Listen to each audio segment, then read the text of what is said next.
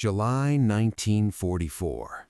The fields of Normandy stretched out like patchwork quilts, each square bordered by ancient earthen walls, centuries old, built by farmers who had long since vanished. To the U.S. First Army, they were more than hedgerows.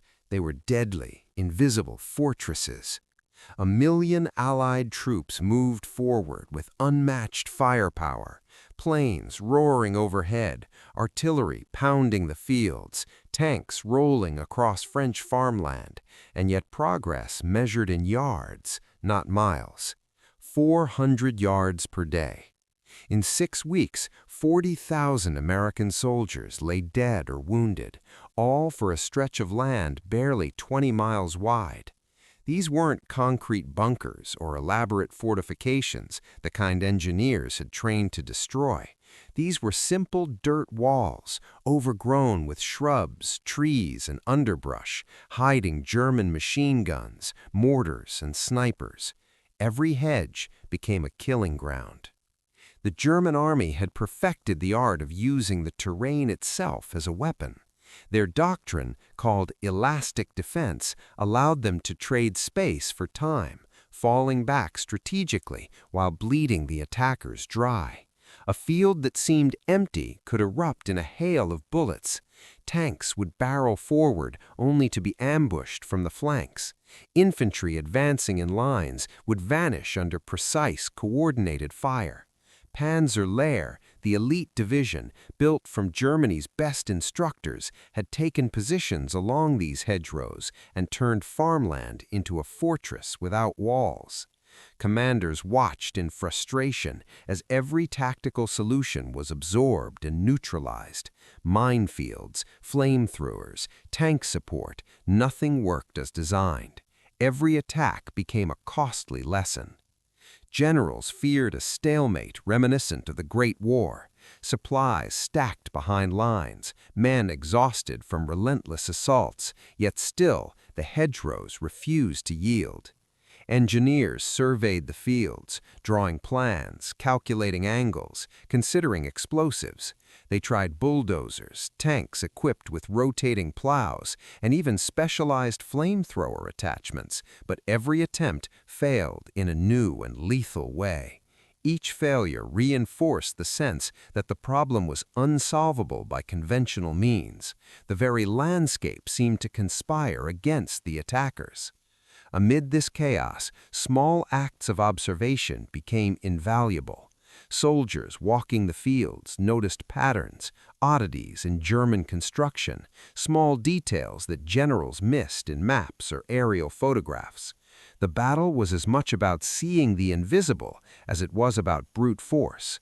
One private, young and overlooked, joked about an idea using scrap metal found along the beaches they had stormed weeks earlier. It was laughed off, dismissed as idle talk. Yet within that casual remark lay the seed of a solution that no army planner had conceived. As the First Army struggled, morale ebbed and flowed with each failed assault. Letters from the front described the sheer terror of advancing through fields where death could come from any direction. Officers took notes, learning slowly that speed alone would not break the German line. It was a battle against nature as much as against men. Every day, tanks and soldiers disappeared behind hedgerows, reappearing battered, exhausted, and bloodied. Every captured soldier told the same story. The hedgerows were nearly impossible to overcome, and yet the German forces themselves had learned to fear their own rigidity if they could not maintain cohesion. And so, while generals debated, artillery commanders recalculated, and soldiers adapted in real time, the stage was quietly set for an idea that would exploit the enemy's own tools. A simple, overlooked observation, a joke turned inspiration, and the ingenuity of a man who had never commanded an army would become the key to cracking the hedgerow hell.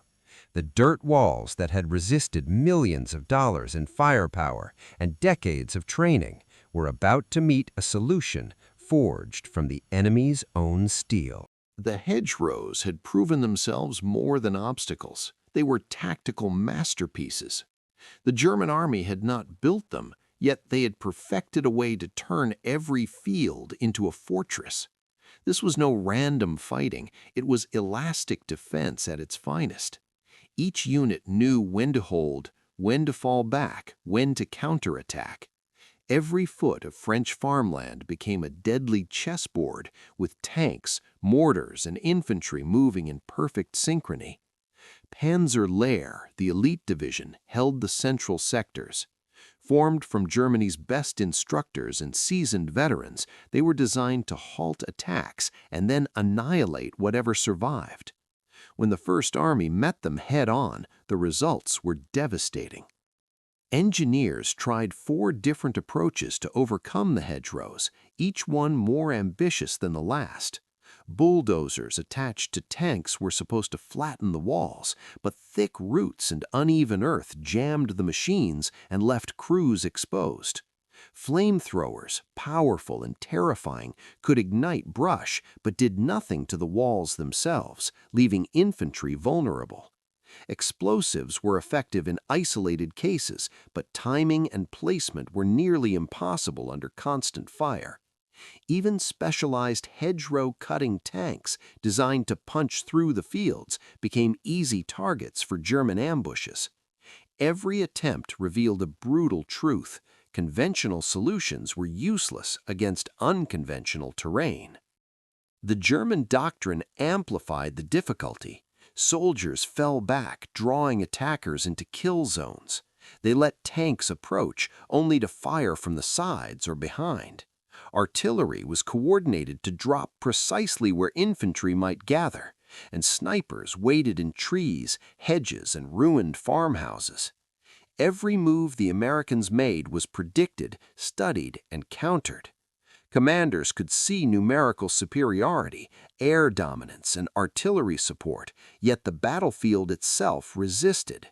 Every plan that had worked in North Africa, Italy, or previous European campaigns failed here. Despite repeated failures, commanders pressed on, desperate to find a breakthrough.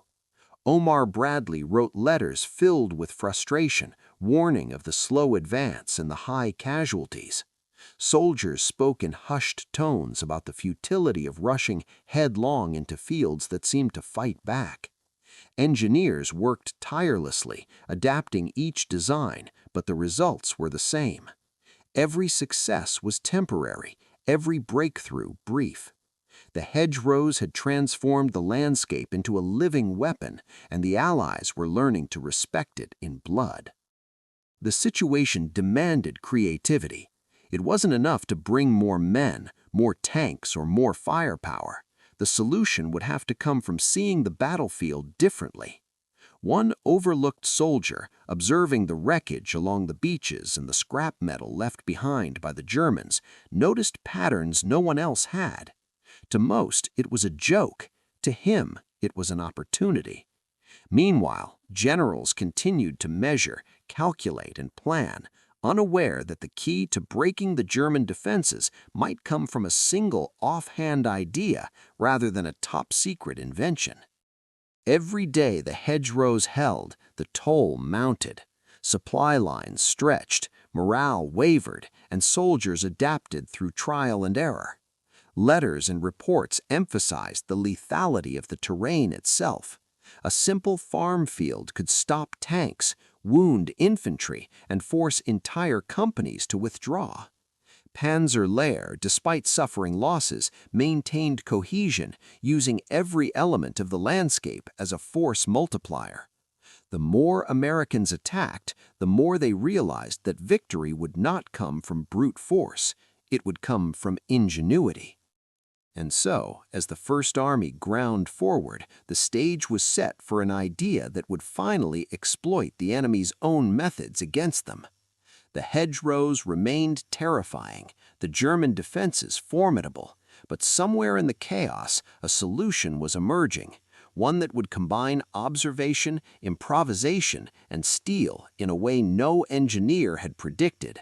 The fortress that had stopped 1 million men was about to face a new kind of assault, one forged not in factories, but in the mind of a single, resourceful soldier. Amid the destruction of hedgerow after hedgerow, a quiet moment of observation changed everything. A 29-year-old window trimmer from New Jersey, unremarkable in rank but sharp in mind, wandered through the remnants of the beaches they had stormed weeks earlier. He saw piles of twisted metal, abandoned by retreating Germans or left from failed assaults. To most, it was debris, worthless scraps, but to him, it was potential. He picked up a jagged piece of iron, turned it over in his hands, and a thought began to form. A solution, simple in concept, that no general or engineer had considered. It started as a joke. He mentioned it to fellow soldiers who laughed and shook their heads. A tank built from scrap metal? Could it really cut through hedgerows? It was absurd. Yet the idea refused to leave him. He sketched designs in the sand, imagined attachments welded to the fronts of tanks, envisioned steel tearing through the centuries-old walls that had brought the First Army to its knees. His mind ran ahead of the battlefield, seeing what others could not. Word reached a small circle of officers. At first, they dismissed it as the fancy of a private, a playful daydream, but there was something about the practicality of the idea that intrigued a few. He explained how simple it could be. Take the enemy's own steel, combine it with what the Americans had on hand, and create a tool that could drive tanks through the hedgerows like a knife through butter. No more stalled advances, no more costly frontal assaults. It was audacious, almost reckless, but it made sense. Meanwhile, the First Army continued to bleed. Panzer Lehr held position, their trenches, trees, and hedgerows turning every inch of land into a trap.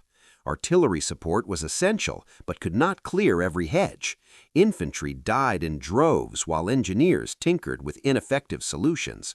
The frustration in Bradley's headquarters was palpable. Yet here was a spark, a single soldier seeing the problem not as it was, but as it could be solved. He sought out allies in the Ordnance Corps, men who could weld, test, and refine.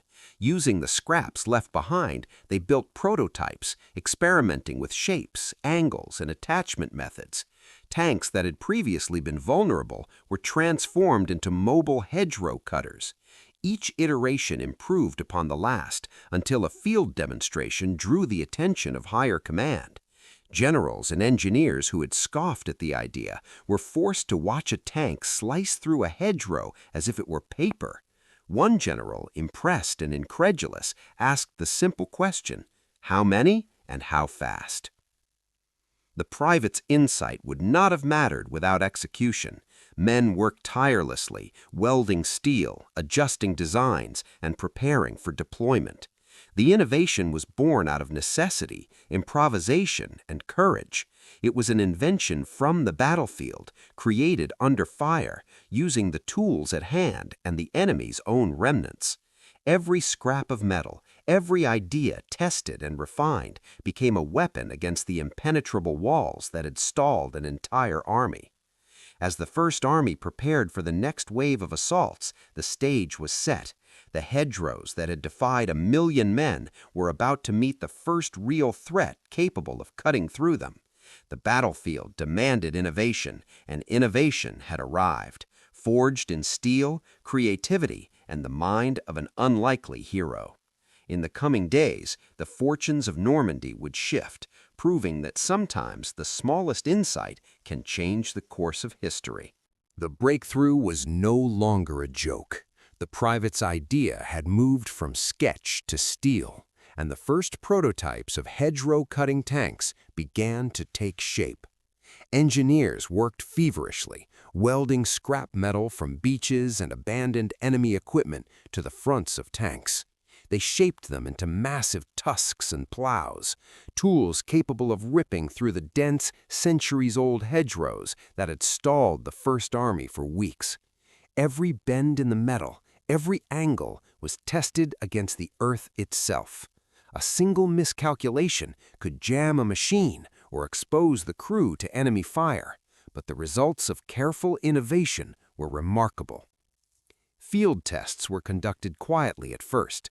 Tanks advanced toward hedgerows while commanders and engineers observed, counting seconds as blades tore through soil and roots. A hedge that had taken men and machines hours to breach was cleared in moments. The demonstration left seasoned generals stunned. Omar Bradley, who had long feared a World War I-style stalemate, asked the question that confirmed its importance. How many can be built, and how fast can they be deployed? The answer was astonishing. Within days, production ramped up. Workshops across Normandy were transformed into improvisational factories. Scrap metal, welded steel, and tank ingenuity combined to create a new breed of assault vehicle. Soldiers who had once walked cautiously through open fields now rode tanks that could literally carve paths through enemy defenses. The hedgerows that had seemed invincible were suddenly vulnerable. The initiative, born from observation and creativity, had turned the battlefield itself into a laboratory of innovation. The German defenders, meanwhile, were unaware of the looming threat. Panzer Lehr continued to hold its lines with the confidence of men trained to exploit terrain. Infantry and tanks had become accustomed to repelling American advances. Yet the hedgerow-cutting tanks were unlike anything they had faced. Speed and surprise became their allies. Where an assault once cost hundreds of lives, the new tanks plowed through, creating corridors for infantry to advance safely. The combination of shock, speed, and mechanical ingenuity was reshaping the battlefield in real time. The psychological impact was profound. Soldiers who had been trapped, pinned under fire for days, now saw a path forward. Morale surged as the impossible became achievable. Commanders adapted quickly, coordinating tank advances with artillery barrages and infantry movements. The battlefield was no longer a deadly maze, but a stage for coordinated innovation. Every successful breach proved the concept, encouraging more units to adopt the new tactic. Leaders and soldiers alike began to whisper about the private's invention, a name that would soon be spoken with awe. In less than 2 weeks, what had begun as a private's offhand idea reshaped the war. Tanks that were once vulnerable and slow had become instruments of speed, precision, and destruction. Hedgerows, the silent killers of Normandy, no longer dictated the pace of the advance. Engineers continued refining designs, learning from each engagement, ensuring that every tank deployed would be more effective than the last. The solution was no longer experimental, it was decisive. This moment marked a turning point. Innovation had triumphed over tradition. Observation, improvisation, and daring had taken precedence over brute force. The First Army, once stalled and frustrated, now moved with purpose. The hedgerows that had seemed insurmountable for weeks were being systematically cut, opening the way for a decisive breakthrough. What had been laughed at, dismissed, and ignored was now the key to victory. By combining ingenuity with determination, a battlefield challenge that had confounded experts became a solution forged in the heat of necessity. A simple idea, turned into steel and action, demonstrated that even in war, creativity could overcome the deadliest of obstacles. Normandy's hedgerows were no longer an enemy's secret weapon. They had become the proving ground for a revolutionary tactic, one that would change the face of the battle, the lives of soldiers, and the course of history itself. The hedgerows that had bled the First Army white for weeks were finally facing a force that could not resist. The tanks, modified with steel tusks and plows, tore through the centuries-old barriers as if they were paper, creating clear paths for infantry to advance. Panzer Lehr, the elite division that had seemed invincible, found itself exposed for the first time. Ambushes failed, coordinated defenses collapsed, and the German troops could not adapt fast enough to the new assault. What had been a meticulously planned fortress of earth and roots now offered no protection against ingenuity turned into action. The battlefield shifted almost overnight. Soldiers who had endured endless losses now moved with renewed confidence, following the paths forged by the innovative tanks. Artillery and infantry worked in synchrony with the new armored vehicles, exploiting breaches as they appeared. Every hedgerow that had once stopped a tank, slowed an advance, or cost lives was systematically dismantled. The First Army's advance, once measured in mere hundreds of yards per day, began to accelerate. What had seemed impossible was now happening in hours instead of weeks. Panzer Lehr tried to regroup, but the momentum was unstoppable.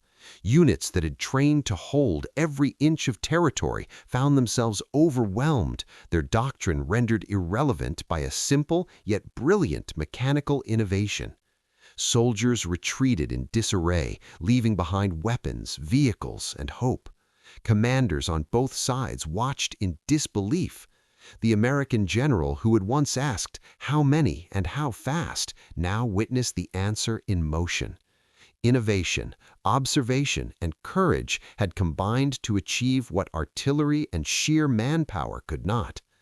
The private from New Jersey, once overlooked and dismissed, became the quiet hero of Normandy.